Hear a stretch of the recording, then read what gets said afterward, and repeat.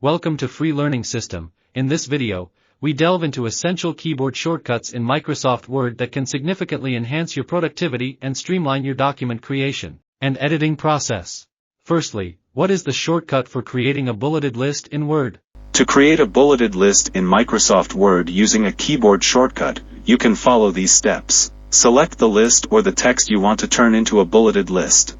Press the Ctrl+Shift+L keys on your keyboard. By using this shortcut, Word will automatically apply bullet points to the selected list or text, making it a bulleted list. Next, what is the shortcut for opening the thesaurus in Word? 7.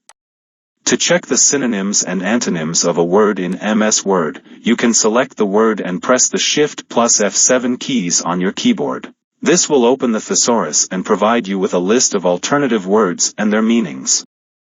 Next, what is the keyboard shortcut for inserting a new comment in Word? To insert a comment, simply select the word or sentence you want to apply the comment to and press the shortcut keys Ctrl+Alt+M.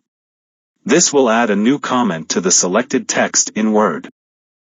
Number 4. What is the shortcut for applying the Heading 1 style in Word? To apply the Heading 1 style, simply select the word or heading and press Ctrl+Alt+1.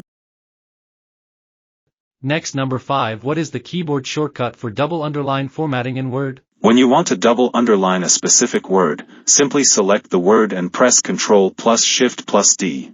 This will apply the double underline formatting to the selected word, allowing you to emphasize or highlight it within your document. The keyboard shortcut provides a quick and efficient way to enhance the visual presentation of your text, making important words or phrases stand out with a double underline.